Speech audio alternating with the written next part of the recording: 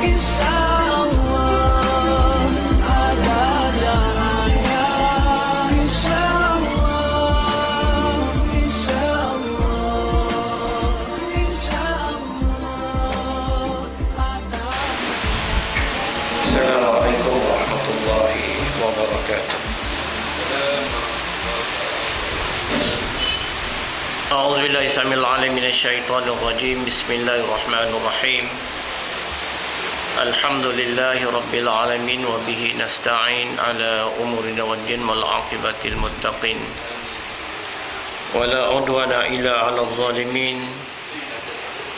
Alladzi arsala rasulahu bil huda wa dinil haqq liyudhhirahu 'alad din kulli wa kafa billahi shahida.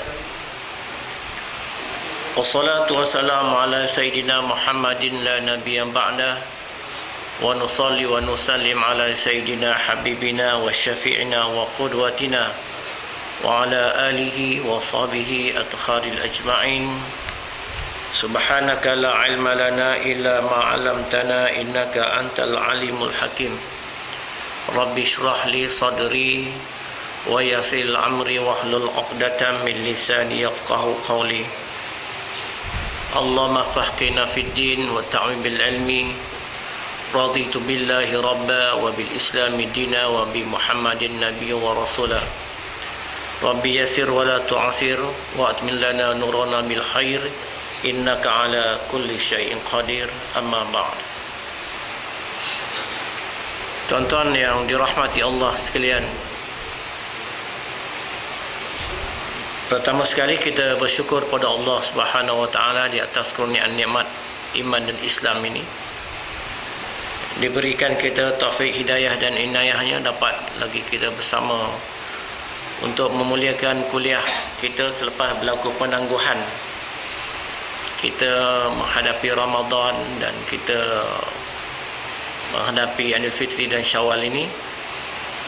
Dan alhamdulillah nampaknya tuan-tuan beristiqamah untuk bersama-sama dalam kuliah kita. Setengah tempat saya pergi masih lagi seronok nak raya kuliah. Datang kuliah adalah 4-5 orang, perempuan adalah 3-4 orang, ada juga yang ramai sikit lah. Tapi yang ini saya rasa lebih ramai daripada yang sebelum inilah. Sebagaimana saya telah memberi pujian pada bulan Ramadan dulu, surau ini merupakan jemaah yang paling ramai saya lihat walaupun di akhir-akhir Ramadan. Jadi kalau kita nak tahu mabrurnya kita punya Ramadan, orang duk fikir haji umrah je mabrur. Orang tu lupa tentang mabrurnya Ramadan kita. Mabrurnya Ramadan itu bergantung kepada pertama cara kita merayakan Aidil Fitri. Kalau kita merayakan Aidil Fitri yang saya sebut dulu, zayyinu idikum bitahlil, bitakbir, bitahmid, bitasbih wa ziyatu balaikum atau kama qala. Hendaklah kamu hiasi hari raya kamu itu dengan kamu memperbanyakkan tahlil, takbir, tahmid, tasbih dan berziarah di kalangan kamu. Mana kalau kita buat yang itu, berjaya kita pada Aidil Fitri. Dan selebihnya Syawal. Syawal yang kita hadapi inilah bulan kita menuai daripada tarbiyah yang kita dah lalu sebulan. Nak ambil hasilnya. Inilah nak ambil hasilnya. Tapi kalau kita hiasi hari raya kita, kita pula menuai hama saja, hampa yang dapat. Ku tanam padi tumbuhnya lalang, kan? Ku ingat hujan hingga ke petang, rupanya turun di tengah hari. Main lagi kita. Jadi rugilah amalan kita. Tarbiyah sebulan tu rugi. Dia tidak menepati sasaran kita. Sasaran Ramadan itu la'allakum tattaqun. menjadi kita orang bertakwa. Sekarang ni lah nak buktikan yang kita ni bertakwa atau tidak, kita ni bersyukur atau tidak, kita ini terpimpin atau tidak. Sekarang ni lah disebut la'allakum tattaqun, la'allakum tashkurun, la'allakum tahtadun. 3 dalam ayat tu. Bila kita nak capai key personal indicator tu, ialah sekarang ni lah takwanya, syukurnya dan petunjuknya. Jadi kalau majlis ilmu dah berjalan, tuan-tuan berada bersama-sama dengan fil ghada'i wal ashi, bersama dengan orang-orang yang berilmu pada waktu petang, siang dan malam, maka beruntunglah kita. Kita nak cari kawan macam tu. Jangan kawan makan kawan. Alhamdulillah. Jadi sebelum kita menangguhkan dulu, tajuk kuliah saya dulu yang terakhir ialah mengenai sejarah rasul-rasul. Ingat tak ingat, kita ingatkanlah. Saya ni walaupun tak berapa sihat, tapi saya punya otak masih clear lagi.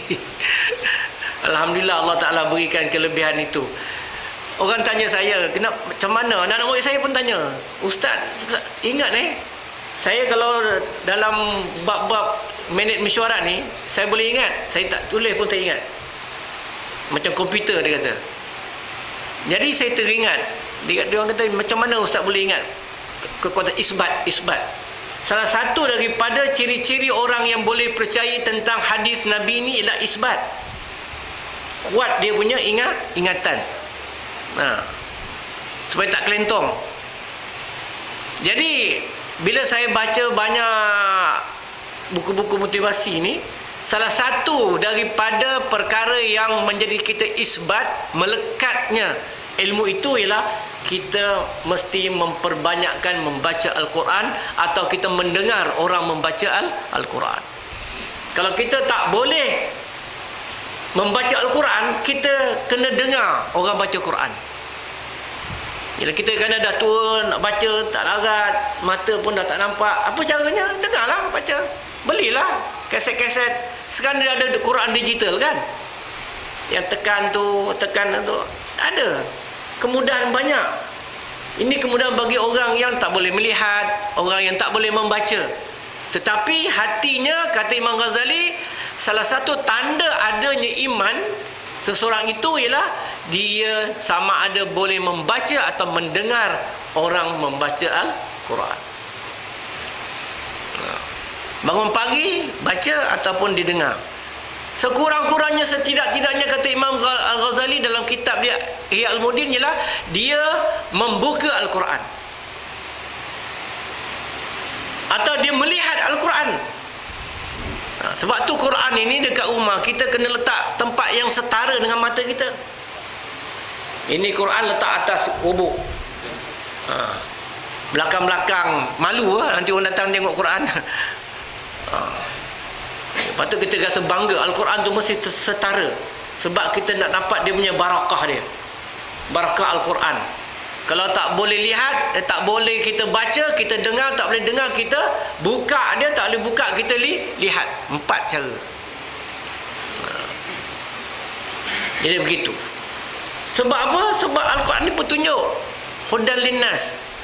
Alif lam mim zalikal kitabul la raiba fi hudal lil muttaqin. Inilah kitab yang tidak ada ragu-ragu, yang menjadi petunjuk kepada orang yang bertakwa. Orang bertakwa, petunjuk ni Al-Quran.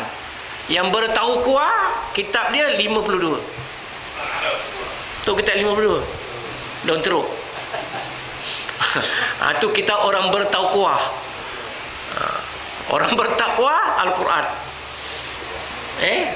Sebuah kitab 52 ke, senyum lah tu.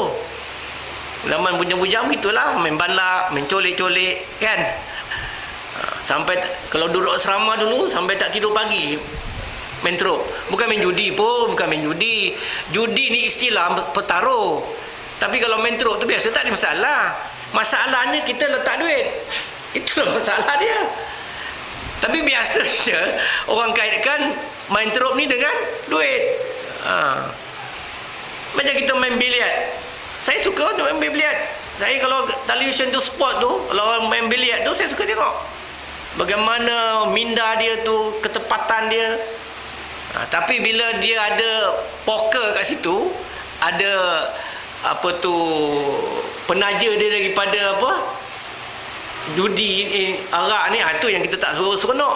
Macam kita Liverpool, saya bola sepak memang suka Liverpool, tapi sekarang ni boleh tahan sikit lah. Dulu sebab dia ada apa situ, Carlsberg, kita pun tak sedap angin dia. Pasukan yang kita minat pula, minat dekat Everton, Chang pula. Jadi kita pun kena cerdik lah. Itu dia. Jadi rasul-rasul ini diutuskan, inna arsalnaka syahidan wa mubasyiran wa naziran wa da'iyan ilallah biizni wa sirajan munira. Ini ada dalam kitab kita, muka surat 26. Wahai Nabi, sesungguhnya aku utuskan kau syahidan wa mubasyiran, untuk memberitahu berita yang gembira, yang menyeronokkan, dan juga berita yang memburukkan, yang menakutkan. Makna kedatangan Rasul itu untuk beritahu yang seronok dan juga yang memperingatkan kita. Adanya syurga, adanya neraka. Adanya jannah, adanya nar. Itu tugas Rasul. Bila nak mengajak manusia kepada perkara-perkara berkaitan dengan syurga, pahala, sudah tentulah dia memberi amaran kepada kehidupan kita, yang kita juga kena hati-hati, sebab di sana ada neraka dan juga ada dosa. Itu sebab kita diutuskan Rasul, nak betulkan cara ibadah kita, akhlak kita, akidah kita. Dulu nenek moyang kita zaman dulu percaya kepada syirik, musyrikin, percaya kepada penyembahan berhala, percaya kepada penyembahan roh nenek moyang, animisma kan, animism. Percaya kepada penyembahan binatang, bulan, bintang, matahari, orang Jepun, Shinto.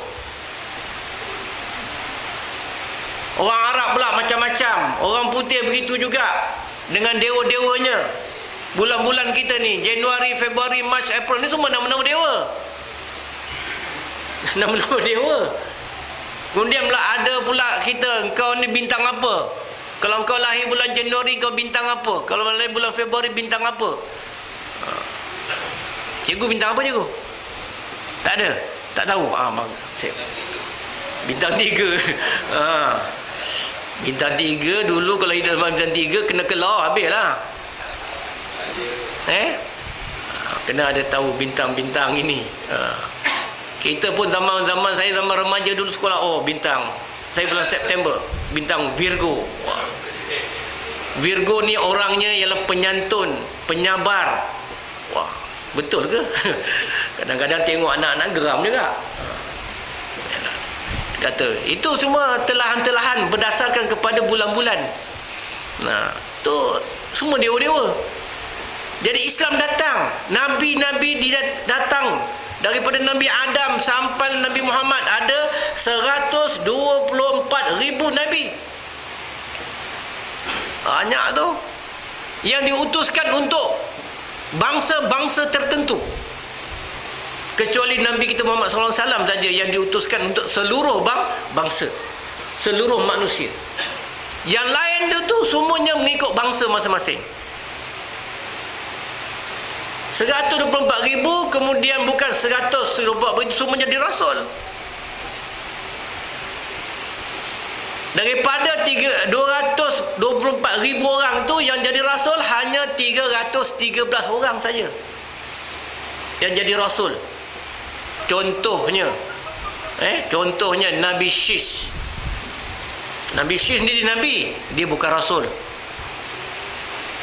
Nabi Khidir, dia Nabi, tapi dia bukan Rasul. Nabi Daniel, Nabi Janganlah marah orang ada nama Daniel. Apa kau nama macam nama putih? Orang putih itu ambil nama Nabi. Nabi Daniel. Nabi Daniel. Nabi Daniel terkenal orang yang boleh menjinakkan harimau. Harimau. Itu kelebihan Nabi Daniel. Nabi Khidir ni kelebihannya dia boleh melihat kasyaf dia pada masa yang hadapan. Dia masing-masing itu cuma untuk menjadi teladan saja kepada umatnya, kepada bangsa dia. Dia tak perlu sampaikan. Tapi rasul-rasul ini dia wajib sampaikan. Nabi-nabi dapat wahyu untuk diri dia dan jadi teladan kepada umatnya. Tetapi rasul, ada orang nama rasul. Boleh tak kita namakan anak kita rasul? Boleh. Rasul makna utusan. Tapi kalau dinamakan anak dia Rasulullah, tu dah tak boleh lah. Rasul tak apa. Tapi biasanya kalau orang ni nama Rasul, dia boleh isim. Sebab dia punya makna tu tak sesuai dengan dia punya peribadi. Saya dah jumpa dah ada kawan saya, ada anak murid saya nama Rasul. Tiga-tiga ni isim. Kejap-kejap naik syekh, kejap-kejap naik syekh. Jadi dia nama tu tak sesuai dengan pembawakan. Tu orang dulu kalau nak namakan anak-anak dia tengok kan, tengok anak dia lebam. Siapa nama anak kau? Lebam. Tengok nama anak dia, tengok anak dia ada tek lalat kat sini. Apa nama anak kau? Bentan. Namakan Bentan. Tu dululah. Nama-nama tu pun penting untuk dinilai, untuk jadi apa, menjadi apa tu, bila kita nak dihisap nanti dia akan ikut nama. Dia ikut nama. Jadi nama tu penting lah. Kalau nama lebam, nama hitam, keling, nama tu nama yang baik. Jadi dia duduk kategori yang tertentu lah. Melati, bunga Kemboja, nama kau Kemboja. Kalau nama Aduka, apa lagi, Jejaka, Jingga, tu tak ada makna. Tak ada makna, duduk bawah lah kali lah. Kalau nama yang tak baik, nama-nama yang disebahkan dengan nama jahat, nama Abu Lahab, nama Firaun, duduk lagi teruk bawah. Atau nama dia Cijaka Bokil, tak boleh lah. Kalau nama dia John, nama John nama putih, apa salah pula? John tu maknanya Yahya. John tu Yahya, John tu Yahya. David tu Daud, Solomon tu Sulaiman. Noah tu Noh lah. Adam lah. Tak ada masalah. Tuan-tuan nak namakan, katalah bawah Wahid dapat anak lagi satu, boleh dapat ke? Cawangan barulah. Semangat tu.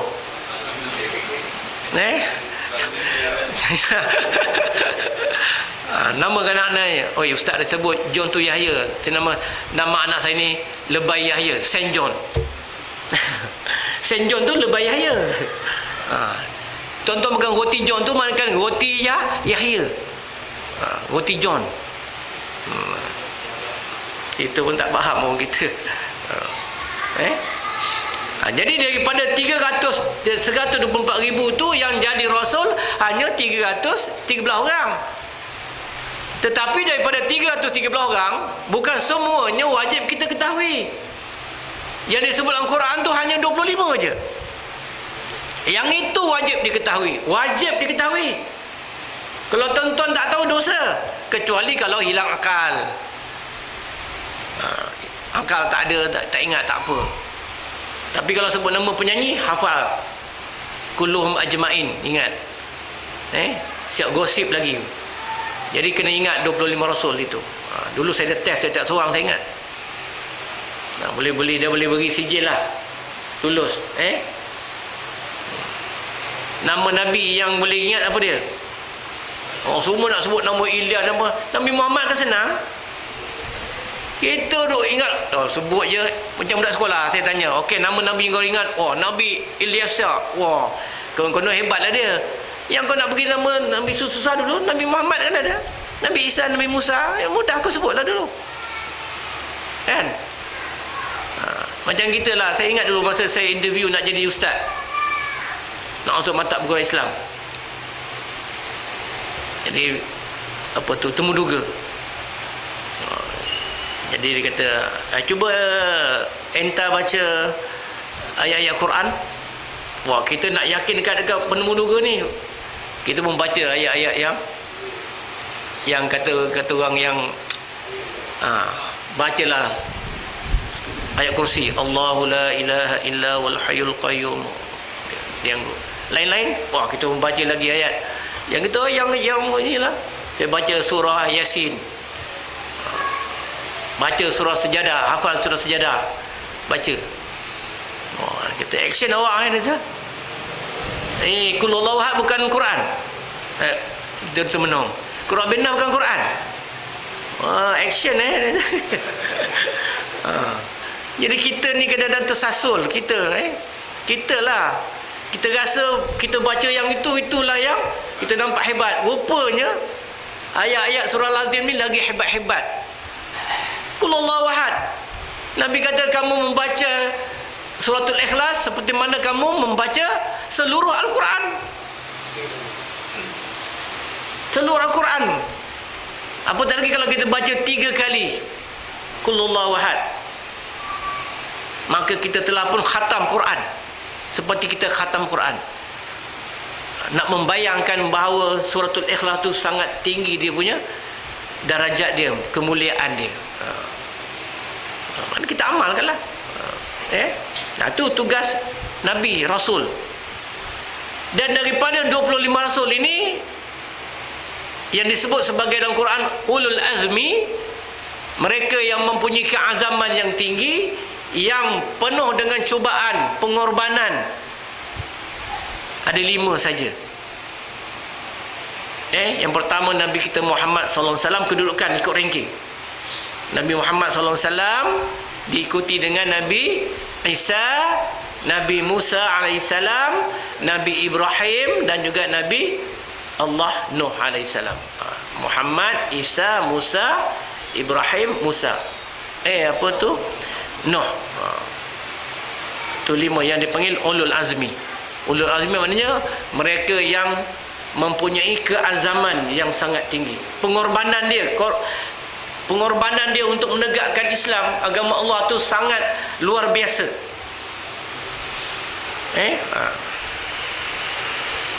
Misalnya disebut sebagai Nabi Nuh alaihissalam.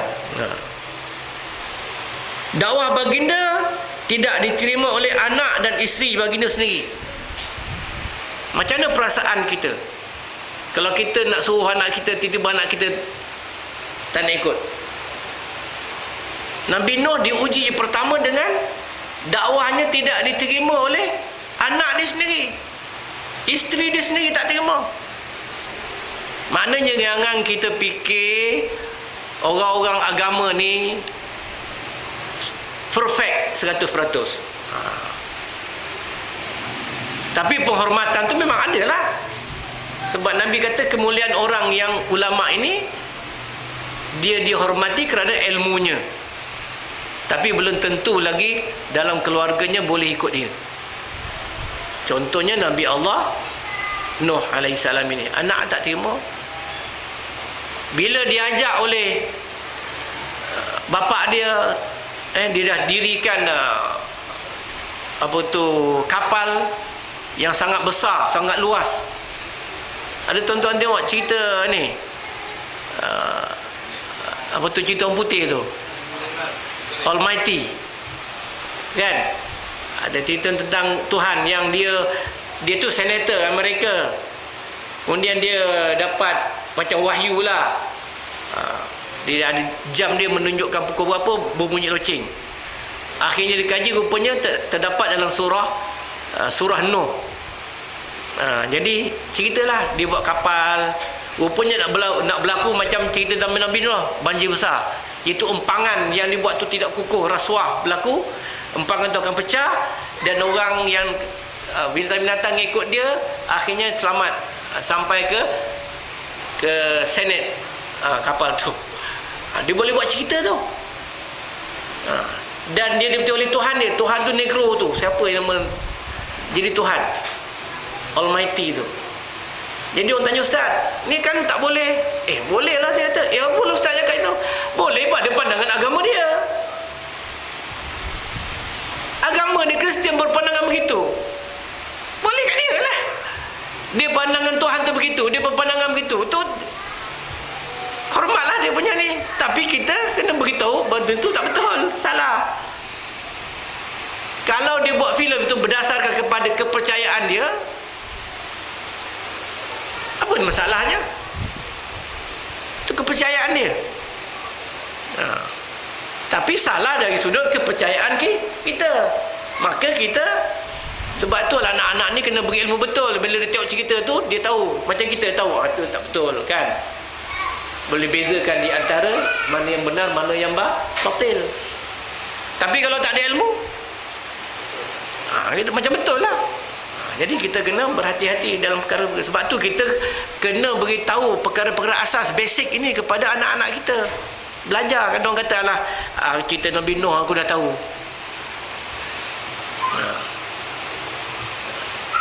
Tapi sebenarnya dia tak memahami keadaan falsafah kehidupan Nabi Nuh tu. Umur baginda melebihi 900 tahun. Kebanyakannya digunakan untuk mengajar umat baginda mengesakan Allah. Mengesakan Allah, mentauhidkan Allah. 900 tahun ajak manusia percaya Allah tu esa. 900 tahun. Nabi Muhammad 23 tahun kat situlah untuk mengesakan Allah, tauhid Allah. Di situlah adanya solat, di situ ada puasa, zakat, haji, syariat semuanya. 23 tahun. Tapi Nabi Nuh alaihissalam 900 tahun berdakwah, nak beritahu Tuhan kau ni Allah yang esa. Kau jangan sembah berhala. 900 tahun. Dulu punya masa bukannya pendek. Satu hari tu terasa selalu macam kita kecil-kecil dulu lah. Saya rasa saya kecil-kecil dulu kalau nak tunggu berbuka, ya Allah, hai, bila lah nak boleh berbuka. Sekarang ni tak ada. Rasa-rasa ni bukan raya tahun ni, raya 5 tahun dulu masih ingat lagi. Masa perubahan itu. Makna perjalanan, peredaran asyamsu tajri li mustaqarrilaha zalika takdirul azizul alim itu dah berubah. Semakin cepat, semakin cepat.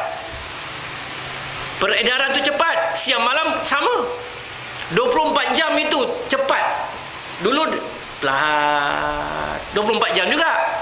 Sekarang ni 24 jam juga, tetapi dia laju. Tu NASA pun dah mengesahkan. Kalau orang nak percaya tentang astronomi sekarang ni, NASA lah kononnya. Kalau kita cakap, tak percaya. Tapi kalau NASA cakap, percaya. Peredaran bumi kita ini sudah semakin laju. Dan putaran itu dapat dipertahankan sebab berlaku peredaran disebabkan oleh kita punya sistem magma di perut bumi ini. Kita dipanggil magma. Magma ni bergerak ikut dia punya plate dia, tap kerana adanya zikir yang berlaku di Kaabah. Sebab tu Kaabah ni kalau jam ikut clock kan, 12, 1, 2, 3, 4, 5 macam tu kan. Tapi kalau kita mengelilingi Kaabah, dia anti clock kan, anti clock. Kalau kita belajar sains, anti clock ni bermakna menambahkan tenaga. Menambahkan tenaga. Matahari dia berputar begitu, dia tidak berputar begini.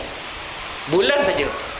Sebab apa? Sebab kalau dia tidak berputar begitu, dia punya cahaya dia akan terpercik. Sebab tu dia mesti berputar anti-clock supaya cahaya dia kekal begitu. Cuba kita ambil bola api, bola api, satu bola yang buat daripada getah tu kita bakar. Kalau kita biarkan begitu tak berputar, apa jadi? Dia akan meleleh. Tapi kalau kita putar dia tak ada meleleh. Itulah putaran matahari. Asy-syamsu tajri mustaqarrin laha tu begitulah pada orbitnya. Kalau orbit dia mesti anti-clock. Jadi kita melakukan tawaf anti-clock. Bila anti-clock bermakna dia menambahkan tenaga. Jadi kalau Nabi Muhammad SAW cakap dulu, apa orang kata Nabi Muhammad? Gila Muhammad ni. Mana ada pula macam tu. Macam Nabi kata, tidak akan berlakunya kiamat melainkan Arafah ni berwarna hijau. Maknanya apa? Pokok-pokok tumbuh. Siapa yang punya kerja menumbuhkan pokok-pokok ke Arafah tu? Tak kita punya kerja. Kita dah tahu, Nabi dah cakap kiamat tak akan berlaku. Tanda-tanda kiamat akhir zaman ialah apabila Arafah itu berwarna hijau. Sebab pada masa zaman Nabi, Arafah tu pokok tak tumbuh. Orang yang mengerjakan haji sebagai satu dia punya ujian, kepanasan itu sebagai ujian. Tapi sekarang ni dah seronok, dah redup. Arafah tu tak jadi dia punya ujian. Itu salah satu daripada tanda-tanda kiamat, tanda-tanda kecil kiamat. Dah berlaku sekarang. Maknanya kiamat ni siapa sebenarnya kuasa untuk mempercepatkan proses dia? Kita lah. Nabi dah beritahu tanda-tanda kecil. Apabila bangunan yang tinggi-tinggi dibina oleh orang-orang yang susah. Orang susah bangunan tinggi. Maknanya siapa bangunan tinggi tu? Orang kaya ke orang susah? Orang susah sebab dia berhutang bank.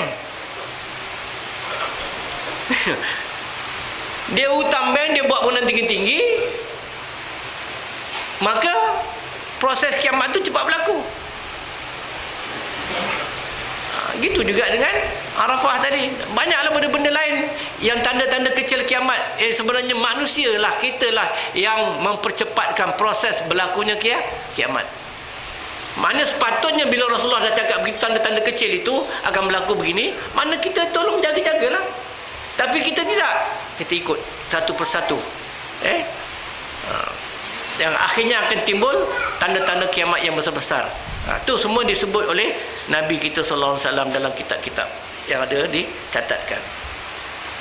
Jadi Nabi Allah Nuh begitulah. 900 tahun dia mengajak umatnya mengesakan Allah. Bukannya dia mengajak suruh solat, suruh puasa, tak ada. Ajak suruh esakan Allah. Sebab betapa kuatnya umat masa itu percaya kepada berhala. Sebab orang dulu, dia kalau nak solat, dia nak sembah sesuatu tu, dia nak nampak. Dia nampak. Apabila ni salah seorang daripada penganut Yunani. Orang-orang Yunani dulu dia bukan penganut Kristian.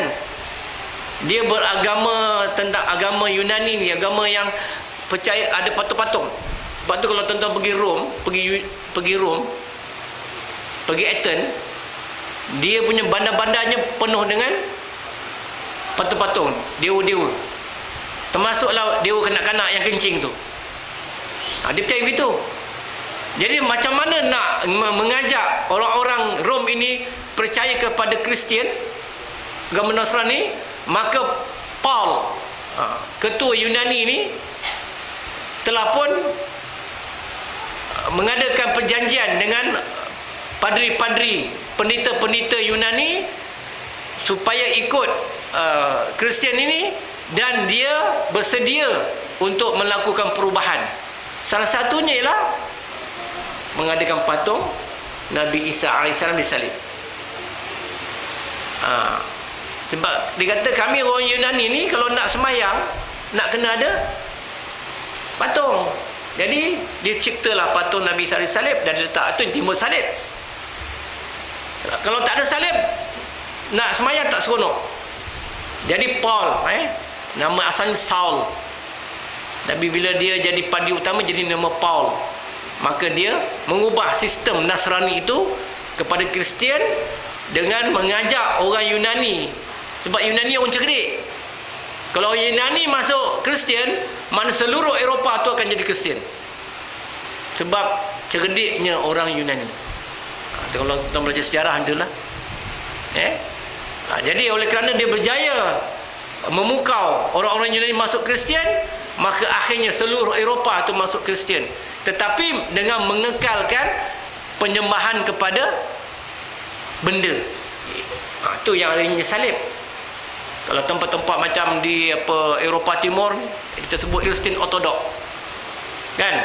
Dia ada lambang-lambang dia dengan lambang Nabi Isa tu kekal. Tapi kalau Kristen Protestan di Jerman, dia cuma lambang salib je. Tapi kalau di Bosnia, di Croatia, di Poland, Hungary, ini mesti ada lambang, mesti ada Nabi Isa tu, mesti ada Maryam, mesti digambarkan begitu. Tetapi walau macam mana pun mesti ada lambang. Itu berlaku. Itu penyelewengan yang pertama yang berlaku pada zaman mengajak manusia meruntuhkan agama Nasrani yang asal. Itu dipanggil Bible lah. Daripada Injil ditukar kepada Bible. Nabi Nuh ni telah sangat tabah menjalankan usaha dakwah sehingga kan waktu banjir besar melanda kaumnya, baginda masih tetap mengajak isteri dan anak baginda supaya bertaubat dan mentaati Allah. Tapi kita dipahamkan kapal itu telah pun bergerak, isterinya dan anaknya lelaki itu tak bersetuju, lari ke bukit. Akhirnya tenggelamlah, tenggelam dan mati di situ. Akhirnya kapal ini telah pun tersadai di sebuah bukit namanya Bukit Jud, Bukit Judi, Bukit Jud.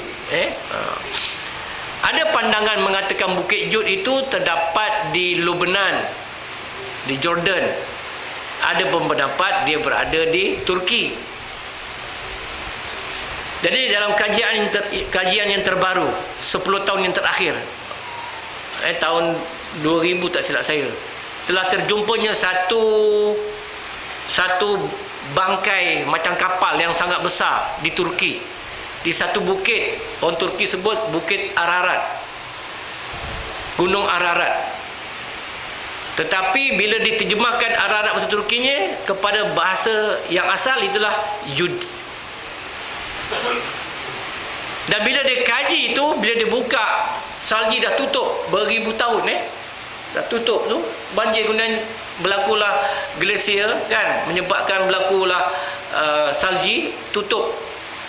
Tetapi dengan sistem internet kita punya Starlink ni dapat, jadi dilihat ada macam satu rangkaian, satu bangkai lah. Akhirnya dia semak, dia kaji, sejumpanya kapal ini. Dan para sejarawan telah bersependapat itulah kapal Nabi Allah Nuh alaihissalam di Bukit Ararat. Sebab di situ dia dapati kapalnya sangat besar, semuanya menggunakan pasak, tak ada paku, tak ada besi, semuanya kayu, dan ada tempat bertingkat-tingkat, dan ada macam kandang untuk apa, binatang-binatang semua ada, tempat nak bertenggek semua ada, tempat manusia pun ada. Cuma kandang babi saja tak ada. Babi ni saya dah beritahu dulu, hanya timbul selepas surutnya banjir itu, maka Allah Ta'ala mendatangkan 2 ekor binatang yang berpasang yang disebut sebagai khinzir. Maka Allah Ta'ala perintahkan Nabi Nuh, maka aku mengharamkan kamu memakan daging khinzir ini sebab aku ciptakan dia daripada bangkai-bangkai manusia yang tidak beriman. Termasuklah bangkai siapa? Anak dia dan bini dia. Tengok bangkai tak ada mana. Rupanya Allah Ta'ala dah cantum-cantumkan, jadilah khinzir. Sebab tu mukanya tak cantik, tak handsome. Baunya pun sangat apa? Busuk. Sebab daripada bangkai. Kumannya, virusnya pun tak boleh mati. Walaupun dipanaskan dengan 270 darjah Fahrenheit ataupun 32 darjah Celsius. Panas sangat tu. Tak mati. Tak boleh mati ni virus. Sebab tu dia boleh jadi JE. Dan memanglah kita tengok pun orang kalau makan balik bayar ni, babi ni, kulitnya tak cantik, berbintik-bintik. Dia kemerah-merahan yang tak cantik. Dan kerap dapat penyakit. Penyakit yang kerap, kalau kita tengok orang-orang bukan Islam yang makan babi, apa penyakit yang paling kerap dia dapat? Yang paling mudah dengan sebab babi ni, penyakit kulit. Penyakit kulit. Kalau kita orang Islam ni jarang kita pergi klinik ada penyakit kulit. Cuma mungkin sebab pemakanan lain. Tapi kalau kita tengok di mana-mana penyakit kulit banyak dihidapi oleh orang bukan Islam yang kuat makan babi. Itu salah satu daripada dia punya kesan dia. Itu Nabi Allah Nuh alaihissalam. Baik. Kemudian Nabi Ibrahim alaihissalam. Nabi Ibrahim alaihissalam ni nabi yang diutuskan oleh Allah Subhanahu wa taala dalam dikatakan di Qan'ah. Qan'ah ni di utara Iraq. Ada kata dia daripada orang Turki, kata Nabi Ibrahim daripada Turki. Sebab tu kalau tuan-tuan pergi umrah, pergi haji, tuan-tuan tengok dekat mana orang Turki selalu pergi. Dekat tempat makam Nabi Ibrahim, itu replikan makam Nabi Ibrahim. Ada yang pergi situ, tidak pegang juga. Sebab di situlah dikatakan Nabi Ibrahim di makam asal di situ, tapi telah dialihkan. Dia mesti nak situ. Kalau dekat Nabi Hijr Ismail tu, dia mesti nak sapu, nak ambil berkat. Sebab dia yakin Nabi Allah Ibrahim ni berasal daripada Qan'ah tu Turki. Tapi dalam sudut sejarah yang saya pelajari, Qan'ah ni terletak di Iraq. Iraq ni dulu kalau kita belajar sejarah, kerajaan Mesopotamia. Raja terkenal lah Nebuchadnezzar. Tuan-tuan kalau tengok cerita orang putih tu yang nama Prince, jangan tengok perempuan tu, tengok jalan ceritanya. The Prince, Persia ni Parsi lah. Dia terletak ada kerajaan Kish, Urish, di antara tamadun-tamadun itu, tamadun Tigris dan Euphrates. Tuan-tuan yang kelentor sejarah dengan saya sebab saya major sejarah Islam. Ada orang kata, Ustaz macam mana tahu? Saya major sejarah Islam. Jadi daripada Qan'ah tu dia bergerak dengan sebab dia kahwin dua. Pertama dia kahwin dengan Siti Sarah. Nabi Ibrahim ni kahwin dengan Siti Sarah, tak dapat anak. Jadi Nabi Ibrahim ni bila tak dapat anak, dia orang kalau tak dapat anak macam mana perasaan dia? Jadi isterinya Sarah recommendkan pembantu rumah tu, Hajar. Kalau dengan Hajar tu dapat anak namanya Ismail lah. Timbul perasaan cemburu.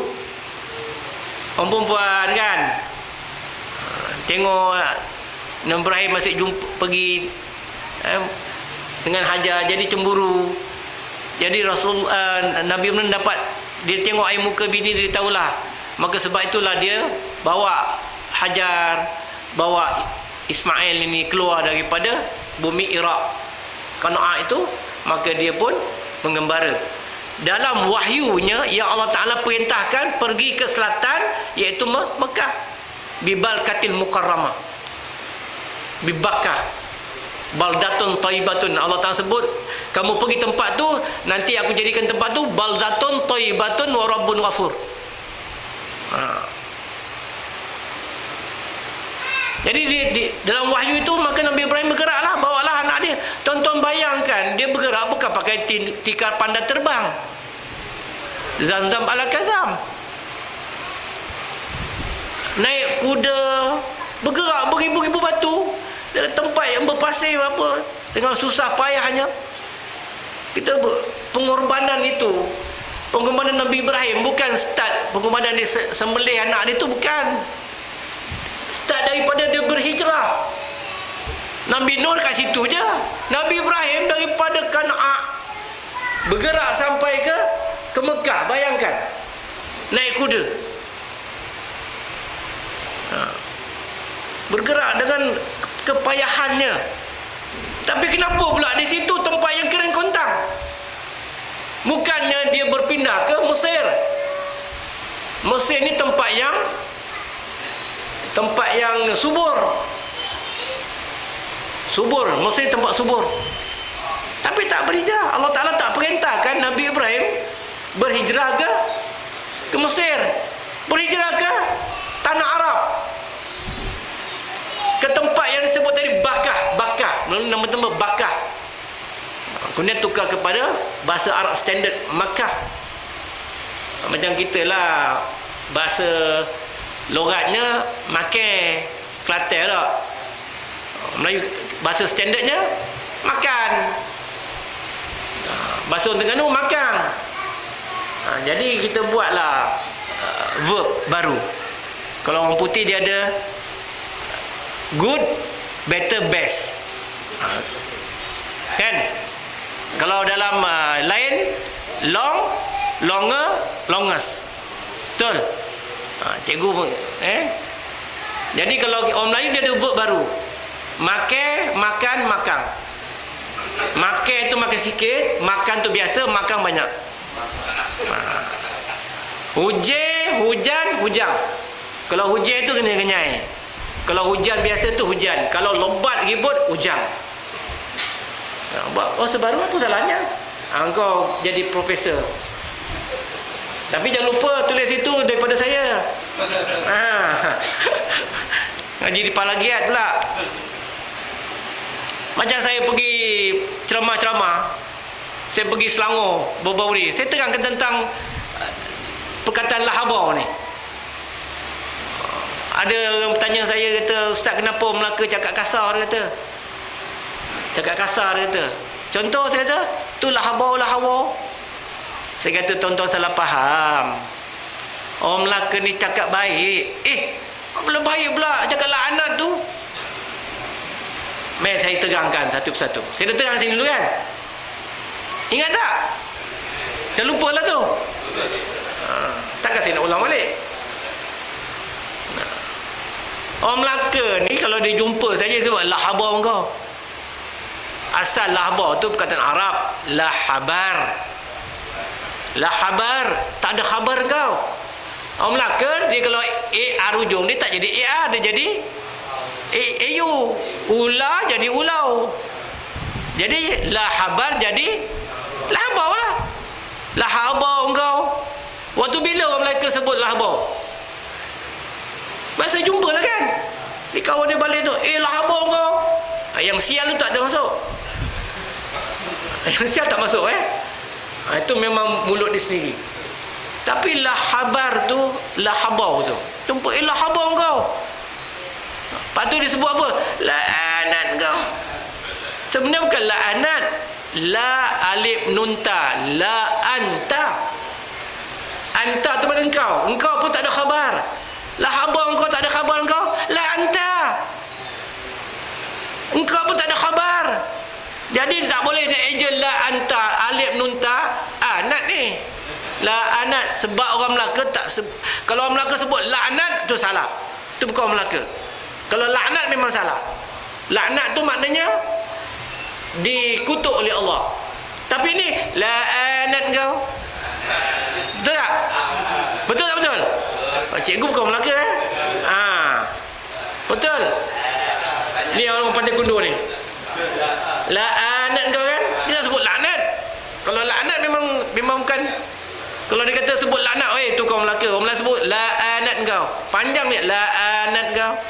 La anta. Ini la hawa. La hawa sebenarnya la huwa. Huwa tu mana dia? Kawan kita dia tu pun tak ada khabar. La huwa. La huwa. La hawa. Itulah asalnya.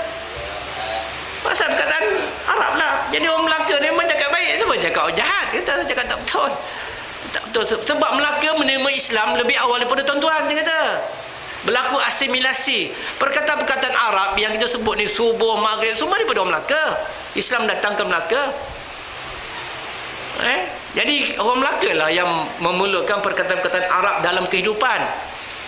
Kata-kata Islam ini. Jadi kita kena hormatlah sikit orang Melaka ni. Barulah orang Selangor tu boleh terima lah, boleh terima. Kena terima saya kata. Bukan boleh tak boleh anggap-anggap, kena wajib terima. Jadi kalau kau buat kajian tu, jangan lupa tulis nama saya. Pengorbanan Nabi Ibrahim tu dah bermula perjalanan dia. Bukan dia sembelih anak, kita kata korban sembelih anak.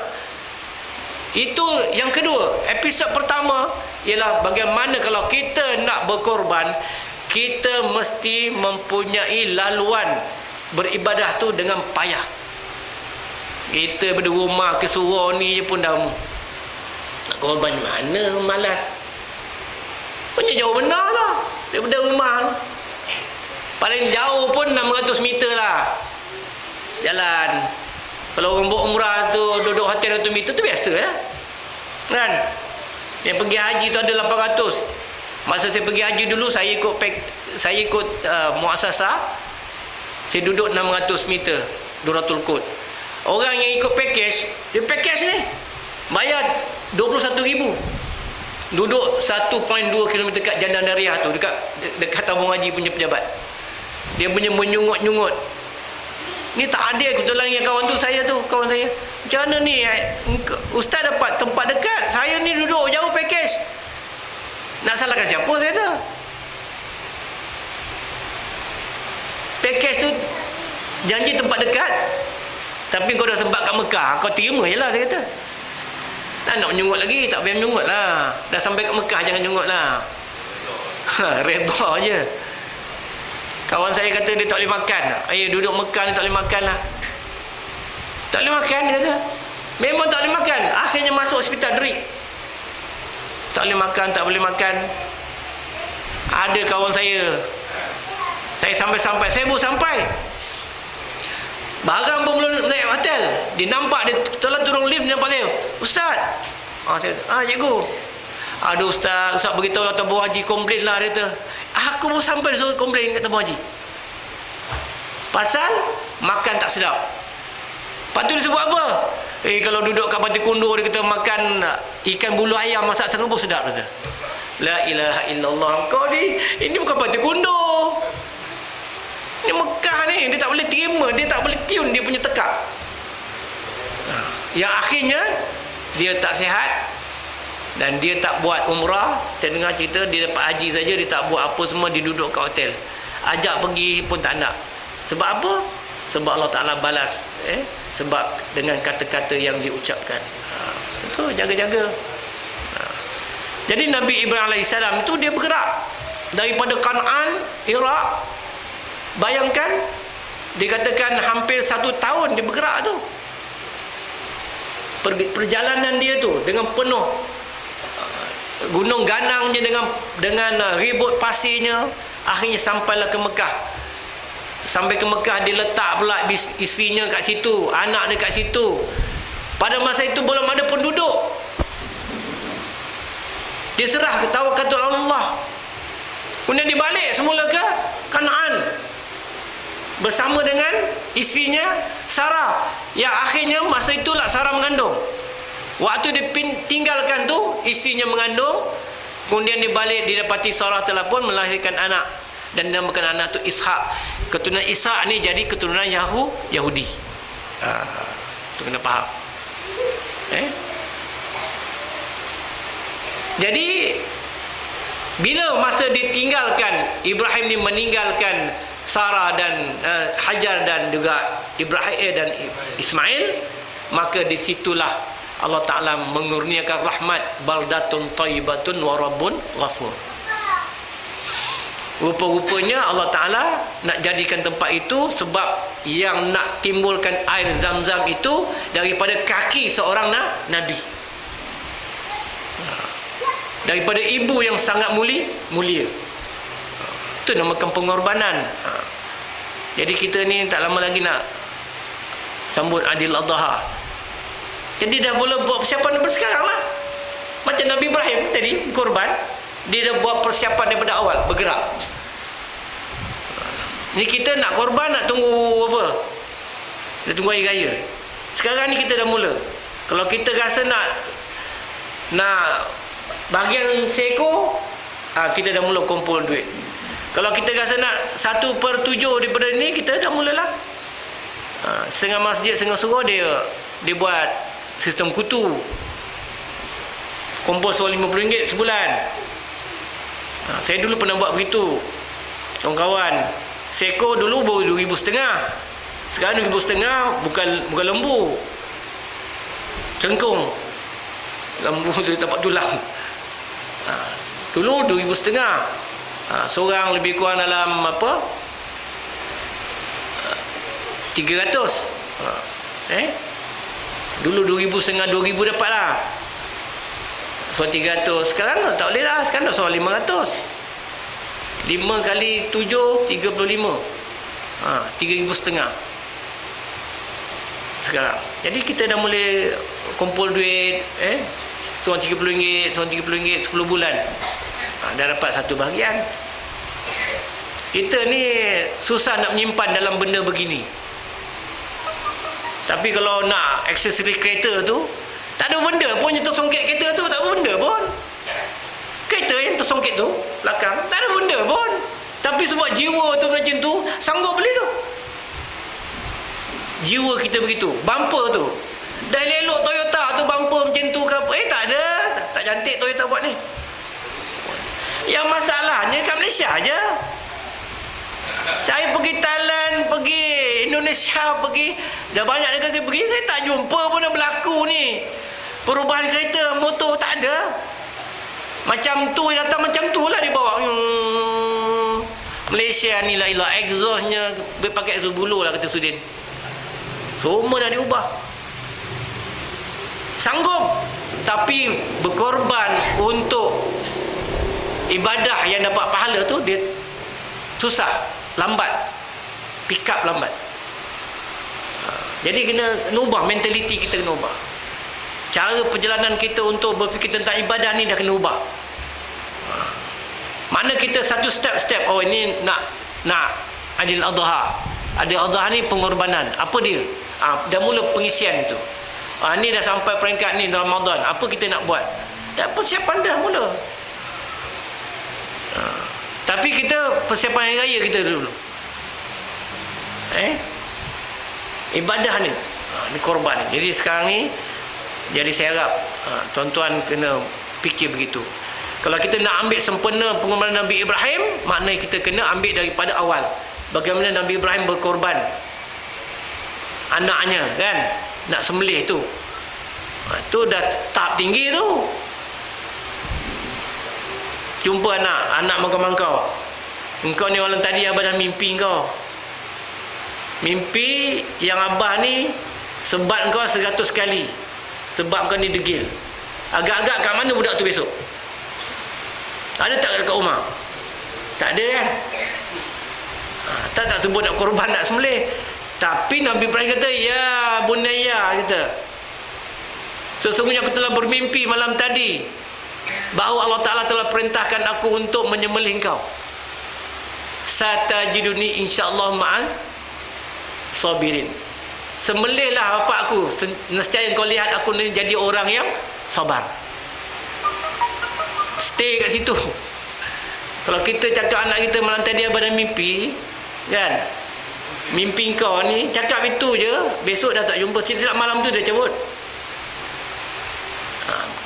Jadi pengorbanan yang paling tinggi begitu. Jadi kita kena buat persiapan.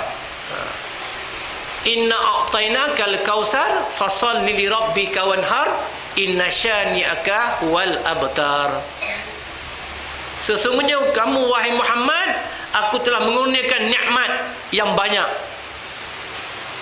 Nikmat iman, nikmat Islam dan nikmat-nikmat yang aku beri, antaranya lah al-kautsar. Janji Allah Ta'ala kepada Nabi Muhammad, kau ada satu telaga khas. Di akhirat nanti lah telaga dipanggil al-kautsar. Di mana telaga itu nikmatnya, kalau kita dapat menikmati telaga itu, maka kita rasa seronok sepanjang hidup kita di akhirat nanti. Betul seronoklah minum air dalam telaga Al-Kautsar itu. Nikmat. Allah Ta'ala nak bayangkan Al-Kautsar itu. Al-Kautsar itu nikmat yang sangat luas yang Allah Ta'ala berikan. Tapi syaratnya fasholli li rabbik. Hendaklah engkau solat kepada Tuhan kau. Syarat engkau dapat nikmat, engkau mesti solat.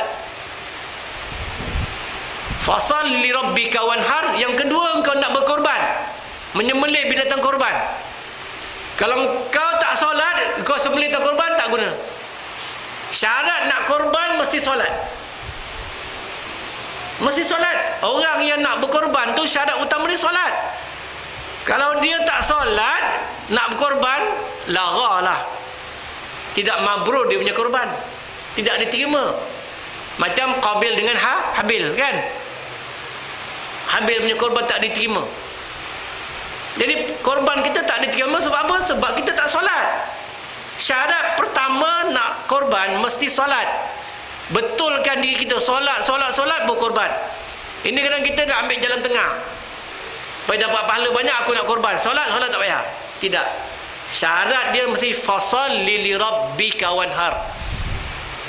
Sembahyanglah untuk Tuhan kau, solat untuk Tuhan kau, wanhar, barulah kau korban.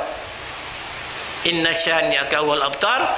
Dan ingatlah engkau Muhammad, engkau ni akan dibenci orang dengan apa yang kau sampaikan. Bila kita nak sampai perkara baik, orang tak suka. Kalau orang kafir, dia suka dengan apa kita sampaikan, dia something wrong. Mesti dia tak suka dulu. Suka datang kemudian. Tapi kalau kita sampaikan dia suka aja, makna yang kita sampaikan itu tak betul.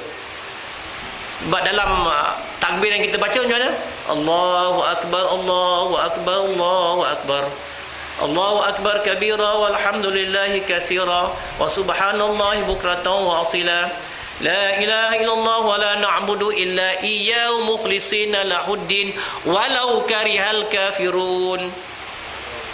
Hendaklah engkau mengatakan bahawa tidak ada Tuhan yang berhak disembah melainkan Allah, dan hukum Allah itu nak ditegakkan walaupun tidak disukai oleh orang kafir.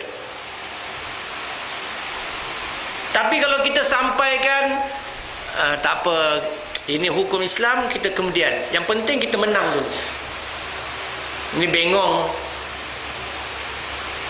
Mesti walaupun tak suka, engkau tak suka, kita mesti sebut Islam dulu.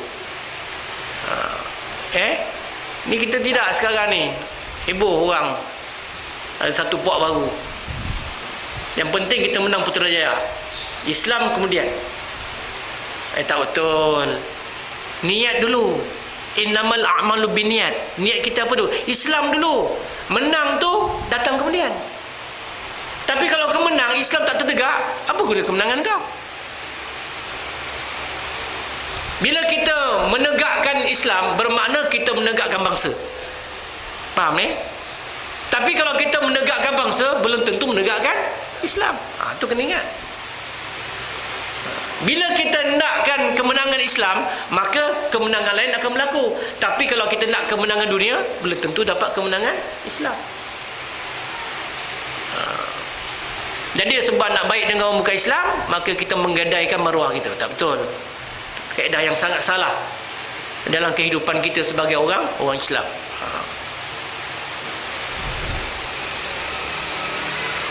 Jadi pengorbanan itu penting, sebagaimana Nabi Ibrahim alaihissalam yang telah pun berkorban untuk menegakkan Islam itu sendiri. Nabi Ibrahim dia tak sebut agama Islam, dia sebut Hanifah, agama Hanif. Hanif maknanya agama yang aman, yang lemah lembut, yang bagus, yang baik. Islam ni agama Islam yang selamat, yang sejahtera. Udkhulu fi silmi kafah, masuk Islam tu dengan secara seluruhnya. Tapi dia punya namanya berbeza, tapi dia punya maknanya samalah.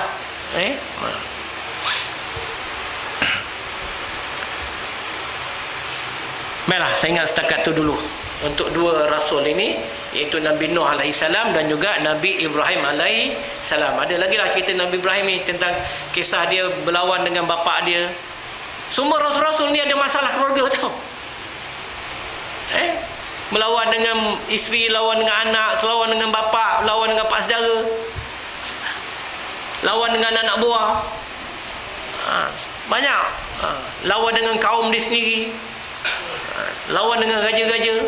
Itu sifat-sifat rasul-rasul yang ulul azmi. Jadi kita kalau tak jadi ulul azmi, kita kena ada sifat-sifat begitu. Jangkaan kehidupan kita begitu, kita ambil iktibar daripada rasul-rasul. Cakap memang senang kan, tapi sekurang-kurangnya kita ada cita-cita ke arah itu. Mesti ada niat ke arah itu, barulah kita jadi orang yang mukhlisin lahuddin, orang yang ikhlas dalam agamanya. InsyaAllah mana yang benar tu daripada Allah Ta'ala, mana salah silap tu daripada diri saya sendiri. Aqulu qali hadza wa astaghfirullah li wa lakum wa lisairil muslimina wal muslimat, innahu ghafurur rahim. Subhanakallahumma bihamdika asyhadu an la ilaha illa anta wa astaghfiruka wa atubu ilaik. Bismillahirrahmanirrahim. Alhamdulillah wassalatu wassalamu ala Rasulillah. Allahumma akhrijna min dhulumatil wahmi wa akrimna bi nuril fahmi waftah alaina bi ma'rifatil ilmi wa zayyina bil akhlaqil hilmi.